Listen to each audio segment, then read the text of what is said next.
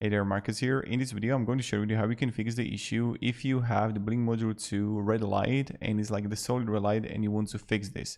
So maybe the traditional reset is not going to work, but first try it out. So the first thing that you want to try it out is this. Press and hold the reset button. The reset button is you can find right here where you're going to have the charger, for the connector. Press and hold the reset button on the Sync module 2 with a small pointing object for 5 seconds. Release the button once the red light begins to flash. So what will happen, that the light is going to change to red and start to flash. A blinking blue and a solid green light will appear, indicating that the Sync module 2 is now ready to be set up. So this is the traditional reset.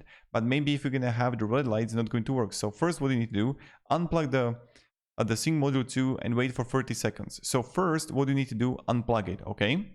Then for the next step, you will need a pin or paperclip handy. While your Sync module is unplugged, press and hold down the reset button to the right of the Sync module, right? So you're going to press and hold it.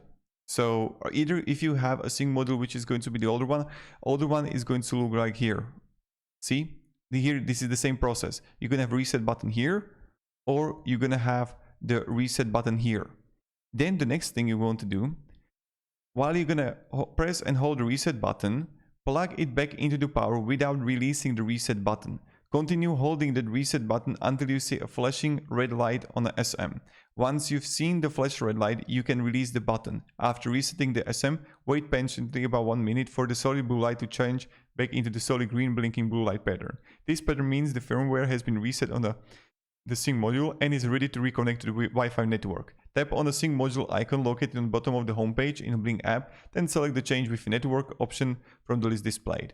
Or if your Sync module has already been deployed from the app, go ahead and try re-adding it to your system.